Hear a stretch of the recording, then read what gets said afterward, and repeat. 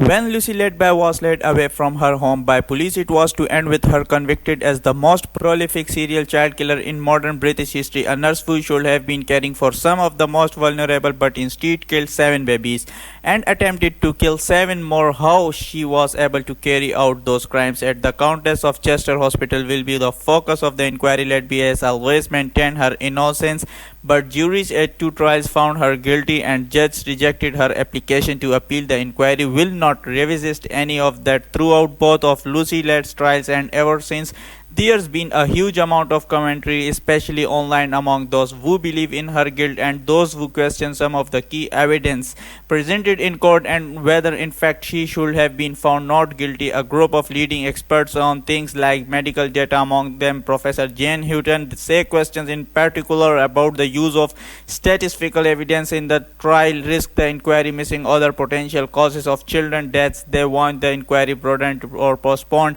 I am of the opinion that the conviction is not safe because of the number of statistical problems I seen and because other specialists from the other areas have voiced similar concerns from the basis of their own professions. The concern is that by taking the conviction is safe and therefore focusing only on Lucy Letby, that the reasons for the increase in the number of deaths.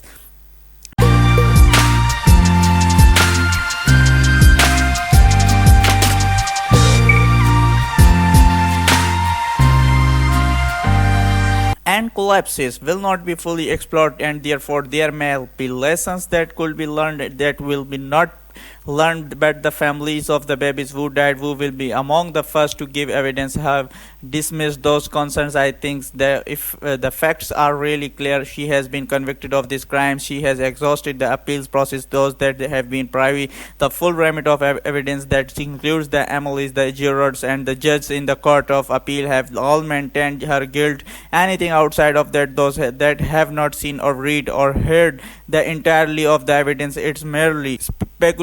The inquiry chair, Lady Justice Thurwell, said her aim is to ensure no one else suffers, as those families have no motive has ever been put forward for the crimes Lucy Letby was convicted of. The families of those babies left without answers this inquiry. Thank you.